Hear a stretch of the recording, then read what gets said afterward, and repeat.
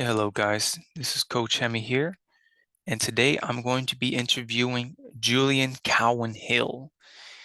He is a specialist for tinnitus, a cranial sacral therapist, and it's going to be a very, very nice, insightful interview on how to deal with the ringing in the ears, also known as tinnitus or tinnitus. Nice to meet you. Yes, very nice to meet you too, Julian.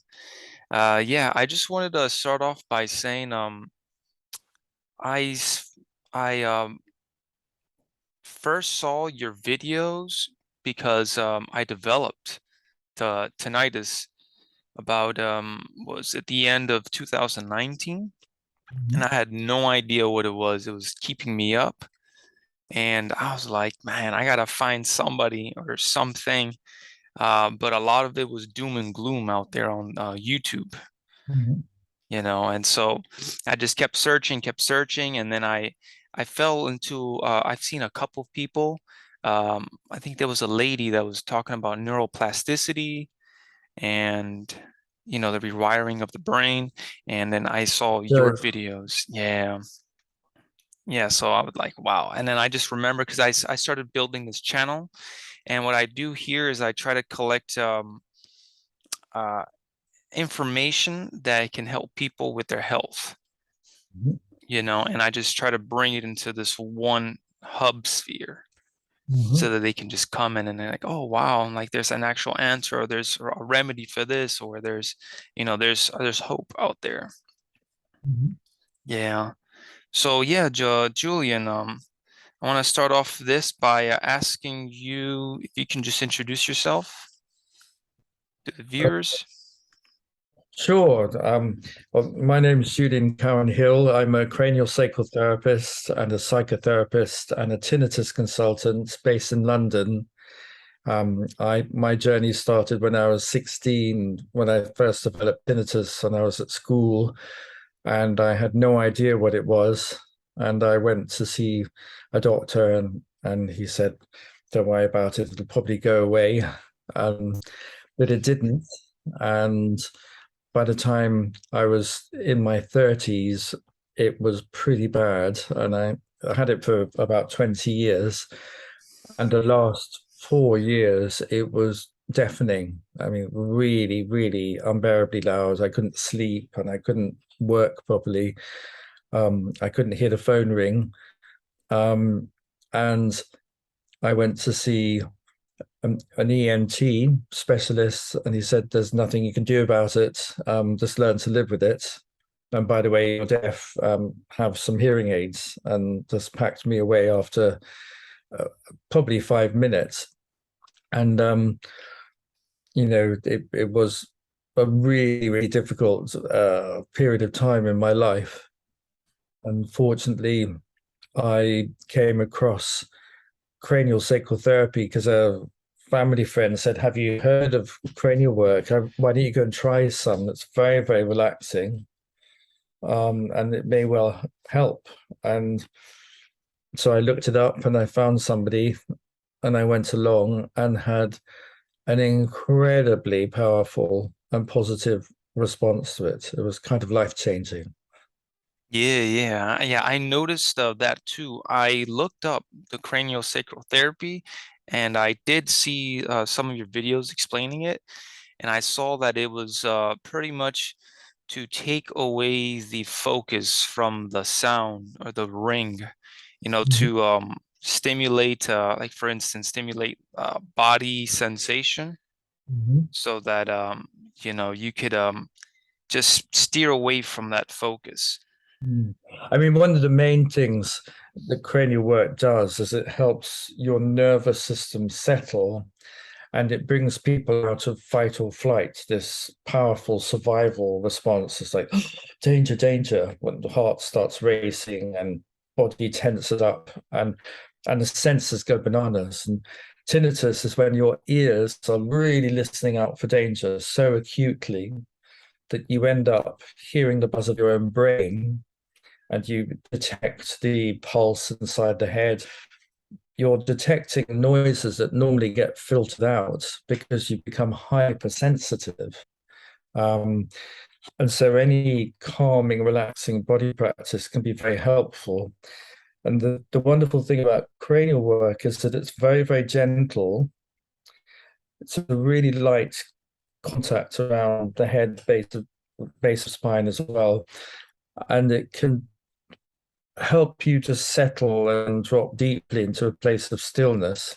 And the more that happens, the more your senses stop being in red alert radar mode and they down regulate back to peacetime mode where the hearing is very focused and very targeted and very good at switching off and ignoring sound, actually. It goes into screen save mode. Um, and, it's a very gentle, safe way of working with people. So that calms the sound down, the buzzy charge comes down, and it also distracts the mind away from the ears. A lot of people with tinnitus become hyper vigilant and constantly tracking their ears. And oh my God, is this ever going to stop? It's driving me crazy. And we get stuck in that horrible loop of really being over focused on our hearing and worrying about it, which of course makes it much worse and it can push the sensitivity up. Yes, yes. I did want to ask you, yeah, forgive me for the background sound. I'm gonna try to mute myself in I between. can't hear anything. Oh, yeah, oh, you can't hear anything? Oh, I had a little noise there. No, but it's pretty much Okay, quiet. okay. Yeah, so are there different types of tinnitus? Hmm. Yes, there are. The classic one is the one I just described, where you're hearing the buzz of the brain. You can have pulsatile tinnitus, where you're hearing the cardiac pulse. You can get reactive tinnitus, where the sound sensitivity is so hyper that as sound comes in, it can cause distortions in hearing. So you have strange reverberations, and people's voices can sound like Daleks, or a sound comes in and the tinnitus echoes with it. You can get earworms, which are related to tinnitus, where you're so switched on that you end up hearing your thoughts going round and round in that super sensitized state. Um, and you can also get problems with the actual auditory system where the hair cells get overexcited, or there's an imbalance between the sodium and potassium of the lymph system inside the cochlea. It gets overexcited, and anywhere along the whole acoustic journey, you can get too much activation, which can lead to tinnitus.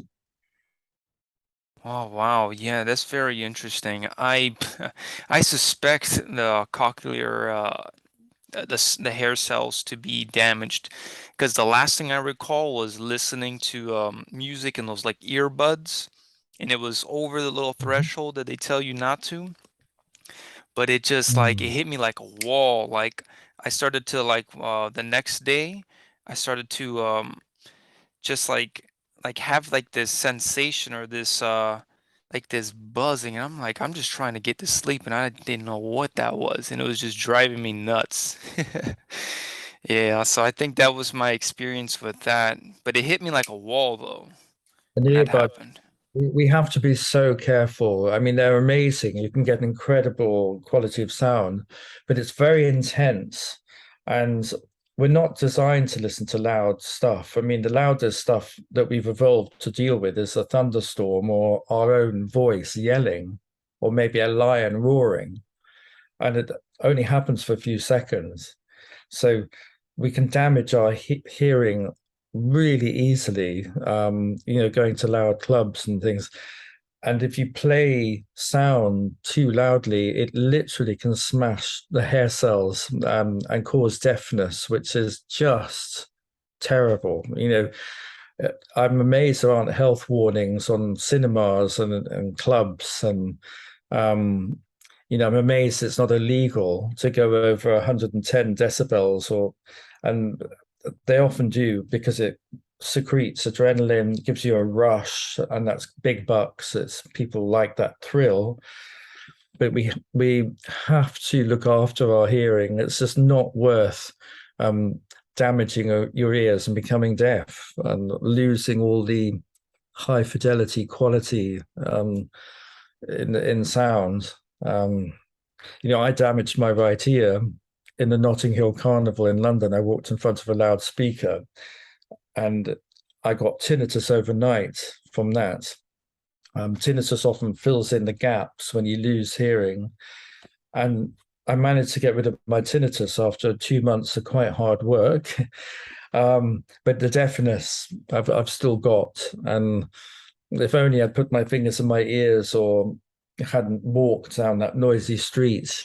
I get horrified when people drive past and the sound is so loud in their car, it's making my chest vibrate. I think, oh my God, you're going to end up having damaged hearing, and it's not worth it. Yeah, yeah. There's definitely a lot of young people that do that nowadays, and it's mind-boggling. Um, Another thing too that I notice is how tinnitus can impact deeper stages of sleep. I think there's even an article on that. Can you expound on that possibly? Well, when we have tinnitus, it's a sign that we're a bit sort of stuck in that red alert state. So a part of our system is up and out and tracking danger, danger, danger, danger. Frequently, tinnitus is a sign of being in that state. And when we're running on adrenaline and we're stressed out or afraid, um, it is much harder to go to sleep, and it's much harder to switch off. So you have the buzzy charge, which can keep you awake, which is just a nightmare. I know what that's like. It's horrible. And your whole system is kind of so flared up that you're so amped up that it's actually quite hard to sleep anyway. So you can get into that horrible position where the sound is keeping you awake and you can't sleep properly to repair and to switch off and recharge.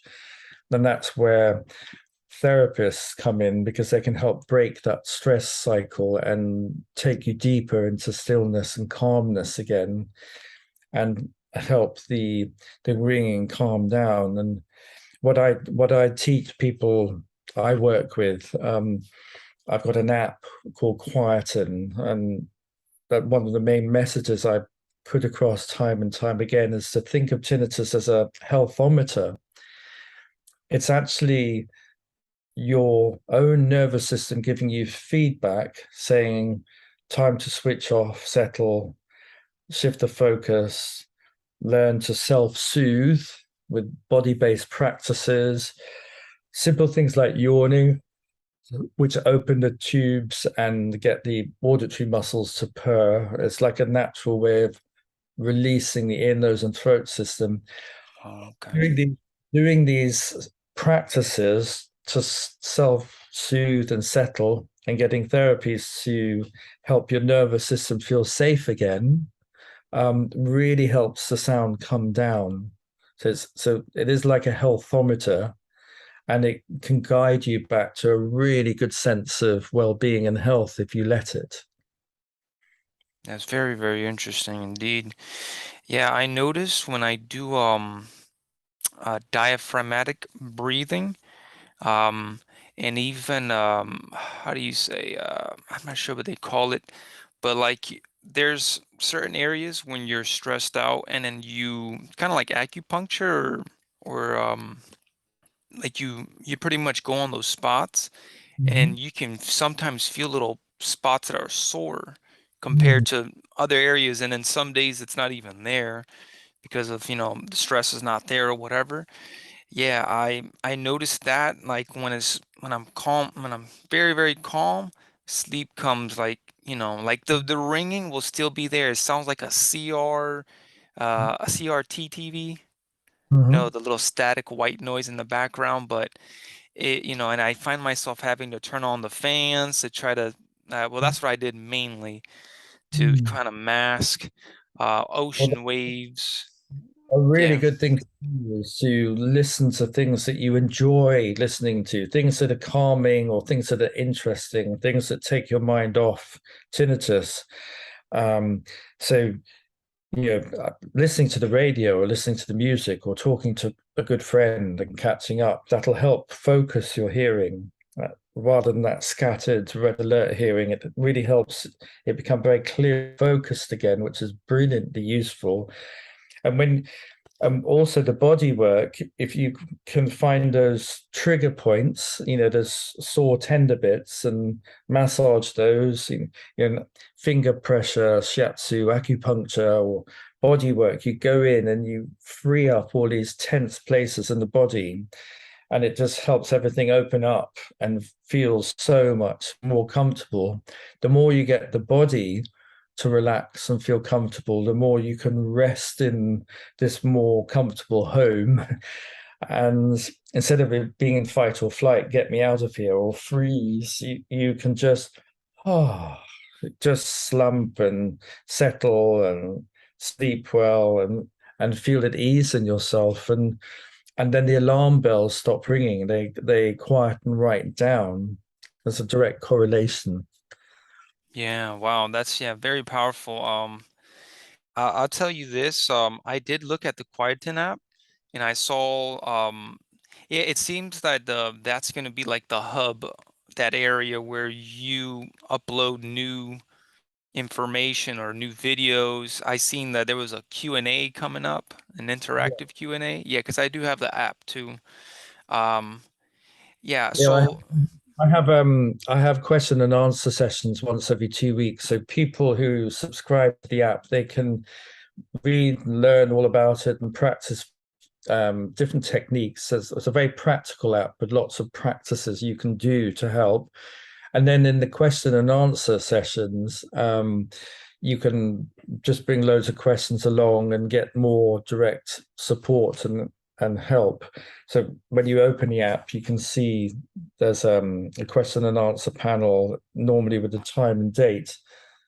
And the other thing is you have the matrix here where you start off with feeling stuck. Oh my God, help, I can't get out of here. Tinnitus is behaving like a tyrant. That's at level 1. And if you click on one of these levels, you get videos explaining all about that level. And then you get techniques for each level, which are carefully chosen for all the different, as you make progress, as you get better. So the first technique, for example, is stop catastrophic thinking. um, when people are stuck and really freaking out, um, the mind goes crazy and we catastrophize, and learning to calm the mind down and with practices and meditation, it's hugely helpful. Or like the evening face massage here, that's what I was talking about, massaging the parts of the nervous system that are directly linked into the auditory system and bringing the irritability down. And that directly helps the auditory system irritability calm down. So like a 10, 12-minute massage in the evening where you're yawning and just really slowing down and getting all these structures to free up. Um, it really can help a lot, because if you go to a doctor, um, all too often people are told that there's nothing they can do about it and they have to learn to live with tinnitus. And that is devastating to hear. If you believe that, it's just, I became depressed when I was told that because I believed it. I had no idea that it was possible to get better.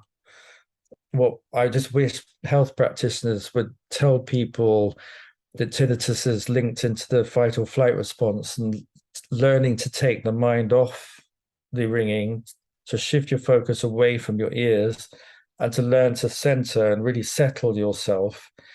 Um, those two things really help. Distraction and calming the nervous system right down are hugely beneficial for tinnitus. yeah, I'm a very, very how do you say? I'm a heavy proponent of alternative methods. Um, and I see that that's very much needed in the medical medium because nowadays it's just, hey, do you want a pill for, anxiety, depression, or for possibly masking the symptom or suppressing the symptom? But it's not the way to go. It's very it's a disrespect for the human body. That's what I think. It's Yeah, I mean, there's a place for medicine, and it can be really useful in certain areas. And it would be wonderful if they came up with a pill that stopped tinnitus. I really hope that happens. But if you understand how it works and you learn to do it yourself, it's quite empowering. And understanding that our ears are very changeable. They can be very sensitive or they can switch off, and we can do things and approach the body and do activities and have a focus that helps settle the mind and body and get the senses to really become focused and calm again. So that's kind of in the app, in the Quieten app. Um, I'm guiding people to do that more and more based on I've been very lucky to learn from the CranialSacral Therapy community and from my psychotherapeutic training, lots of practices that come from a lot of it comes from Buddhist teachings and meditation practice and yoga as well, breathing, how to approach the body, um, things that you can do when you're in a state and half an hour later feel significantly better. And also very simple things like having a cold shower um, can be a nervous system tonic. It can ground people. It can take you out of your head and really connect you to body sensations, which is very grounding. And or slow walking very slowly. That makes you very, very aware of your legs, your lower half of the body, and you literally find your feet. You get your bearings, and that is very comforting for the nervous system. It helps the nervous system feel safe. This is all about feeling safe at the end of the day. Yeah, that's very, very interesting indeed. Yeah, because just recalling back to what I told you about my incident, besides the audio damage that I did to myself by putting those earbuds in, yeah, it's stress, like the parasympathetic and the sympathetic. It's a very, very big deal. Like, and people don't realize that, but it's when you're in rest, digest, and repair, your body does several and different functions. And then when you're in fight or flight, it inhibits and it allows it to run to, it's it just it's a beautiful system. But when you're stuck, like you're saying, on that fight or flight or that freeze, it's just not helpful, and it feels like perpetual torment almost. It really does, and it's horrible. Most people go through that at some stage in life, and thank God that we have therapists and yoga teachers and meditation teachers, and who can help us settle and find our calm, find our breathing again. I mean, I'd never relaxed in my life until I had my first cranial session when I was 34. I had such an amazing response because I think it was the first time I genuinely switched off and relaxed properly. And it was a real eye opener. I didn't realize that the mental chatter could just go calm and the body could just go, "Ah," and it was amazing. Yeah, yeah, I imagine that this world I mean, I would say for the United States, 24/7. There's always something operating, always something going.